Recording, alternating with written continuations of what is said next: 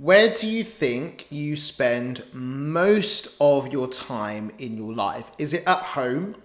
Is it at work? Is it on the commute from your house? No, it's in your mind.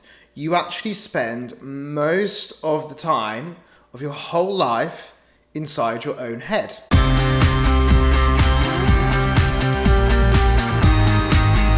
Your mind is your home. That's the title of my book, but let's just really consider that. Where do you spend so much of your time? It's with your thoughts. You are constantly in the company, constantly surrounded by what you're thinking. Now, perhaps for you, those thoughts are positive, empowering. Maybe you have a really good narrative that's going on inside your head and you're appreciating life and you're making the most of things. Or perhaps you've got thoughts that leave you feeling anxious, or you've got inner chatter that tells you you're not worthy enough or you're not good enough, or it criticizes the way that you're performing in life and the way that you're showing up each day. I'm sure you get an idea of how your mind works for you and the fact that it can change very, very quickly. It's like changing the channel. 1 minute you can be watching something pleasant, the next thing you know, you've turned the channel inside your own head, and then you're filled with anxiety and you're feeling tense, all from the thoughts that are playing out inside your head. This is why it's so important for you to actually get to a position in your life where you can be more aware of what you can do with your mind and what you can do with your thoughts. Because your mind is your home. This is where you live. This is where you wake up. This is where you go to bed. You are inside your head with your thoughts. The first thing that's going to greet you in the morning when you open your eyes or when you wake up and you're dozing in bed are your thoughts. And I'm sure you've been in that position where you've been lying in bed and your mind is racing over and over and you're thinking all of the things that have happened that day or that week or that month, or you're thinking ahead with worry, with fear, or maybe excitement for the things that lie ahead.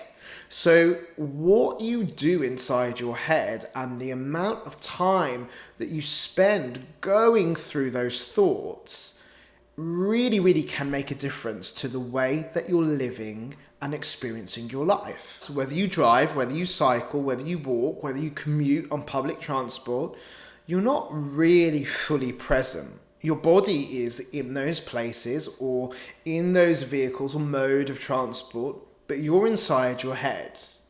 Even if you're looking at your phone or listening to your music, you're watching those thoughts play out. You're having those internal conversations. You're inside your head. And that will factor and filter into so many different places and things. When you're having conversations with people, you'll probably drift off, have a little think, have a little chat, come back into the conversation, but you're inside your head. When you're at a meal, sitting with people, you'll probably again go inside your head into your thoughts. And more likely when you're watching something, your attention can drift off to what's consuming you. It's all so easy, but it's also easy to be really present and to take control over how your mind is working so that it's not working against you, but so that it can work for you. And perhaps you know ways that can help you take control and help you to be more present and in the moment so you're less distracted by your thoughts.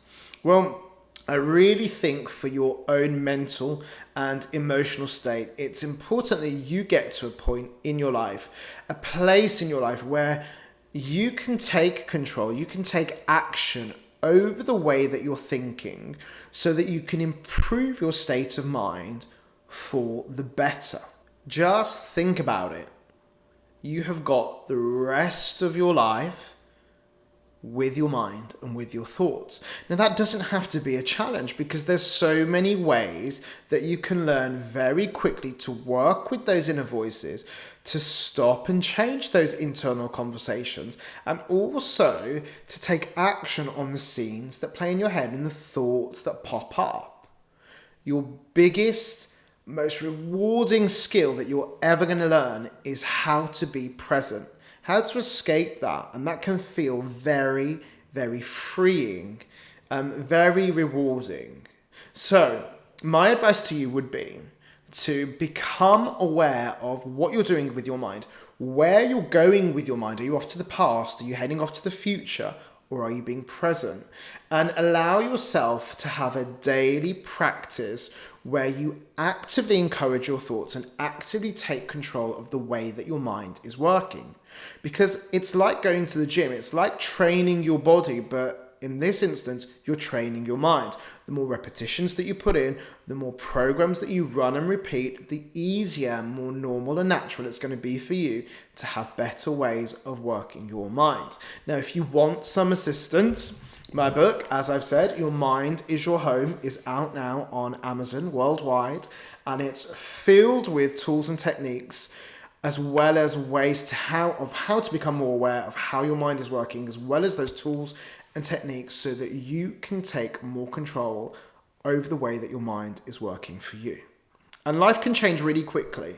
Life can change really rapidly if you choose to say yes. If you choose to put the time and effort in, you can not only create a sense of peace of mind, but you can change and transform things for the better.